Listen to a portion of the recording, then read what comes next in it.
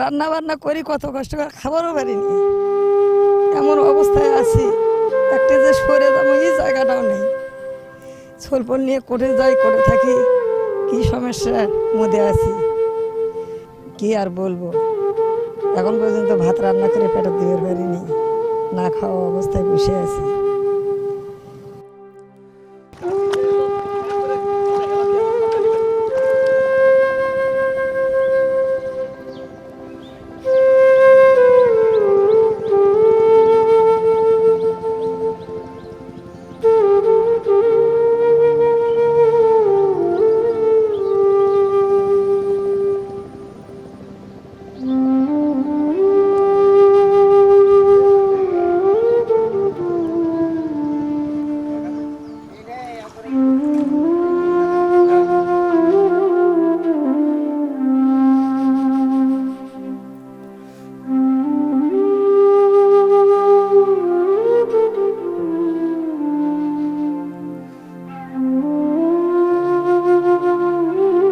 বাবা, আমাদের ঘর ছিল এই যে ওই পাশে।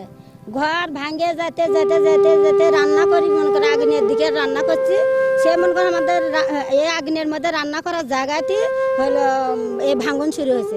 পেট এই ছোট ছোট বাচ্চারা এখন পর্যন্ত খাওয়ার কোনো ব্যবস্থা করে পারিনি।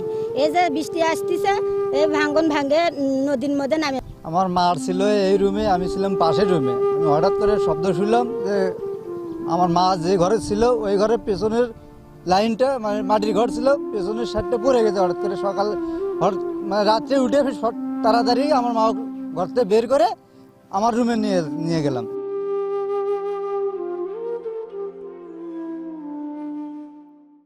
সুলতানপুরে যে নদী ভাঙন হচ্ছে সেখানে আমরা ইতিমধ্যে পিআইও এবং কৃষকদের চেয়ারম্যানকে নির্দেশনা দিয়েছি, সেখানে সরেজমিন গিয়ে খোঁজখবর নিয়ে কি ক্ষয়ক্ষতি হয়েছে তাদের সেই ক্ষয়ক্ষতি নিরূপণের জন্য এবং সহযোগিতা যা প্রয়োজন আমরা উপজেলা প্রশাসন থেকে করবো ইনশাআল্লাহ।